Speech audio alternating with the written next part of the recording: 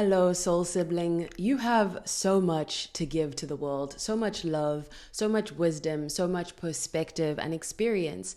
And there is a ripple effect of every single form of creation and expression. The ripple of your being is going to take us as the collective to a place of more love, of more connection, of more truth, of more liberation. And so every time you hide yourself, or you are not in your power, or you are caught in the fear of being seen, or the fear of starting, the fear of not being good enough, that is a way that the status quo and these oppressive systems that want to silence that voice of us within, that inner voice of creativity and possibility and also truth, radical imagination, that voice must be silenced by the systems that exist in order to prevent a new earth from rising, a new consciousness from awakening. And we can see that this is already happening. And I know you can feel that you are supposed to be part of that shift. You feel it in the way that people in your life regard your ideas, your perspectives. They say things like, I've never thought about it that way, or I'm still thinking about what you told me 3 months ago, or that conversation we had a year ago really shifted things for me, or your energy, your aura, your presence is so powerful. And you've been seeking more ways to share that power, to step into that power more and share it. And that requires taking up more space, being more visible, the very thing that you've been conditioned not to do.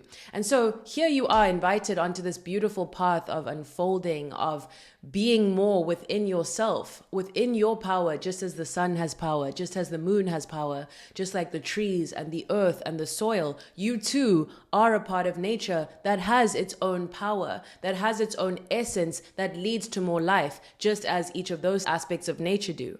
So you are here to awaken and to support, to nourish, to nurture, to also perhaps decompose, deconstruct. We all have different natural energies and natural inclinations.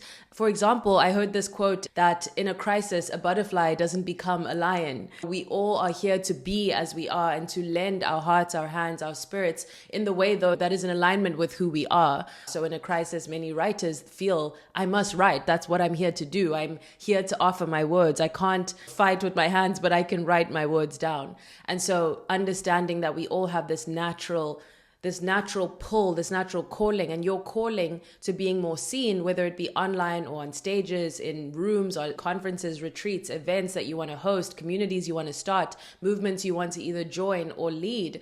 These are all aspects of what you are being called to, but also remember that it is this earth, this collective awakening trying to be pulled through your heart and through your curiosity. So it's not purely this hero's journey of the individual who must self-actualize as in the more dominant and imperial Western worldview. The self is not purely for its own self-realization, but a being for others, a sense that we are all here as part of a collective purpose and experience, that all our dreams are involving the collective and will invite the collective into more of heaven on earth, or this feeling of a cosmic utopia that we are all here to co-create. So that pull within you is that earth trying to become, is that collective awakening trying to become.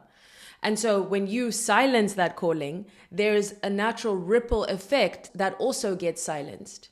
And your voice is exactly the same. So when you are fearing being seen, you're stuck in what could go wrong for you and your own sense of self. What we're then underestimating is the power of the ripple effects of us being seen. That if you share your voice, share your writing, share your poetry, share your screenplay, share your writing, share your poetry, share your perspective, become a podcast host, share the way that you interview, the way that you hold space, share your business that is soul aligned and rooted in purpose. So we never know what is trying to be awakened through us.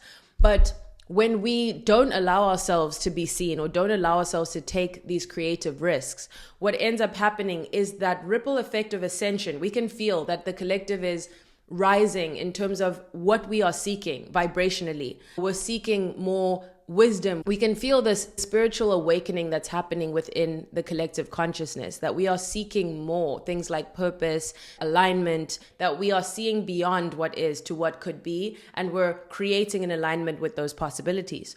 So when we think about that, we have to understand that we are not here to control or block or decide what the ripple effects of our expression will be. We are here to allow that to take place, that natural way that we are affected by one another.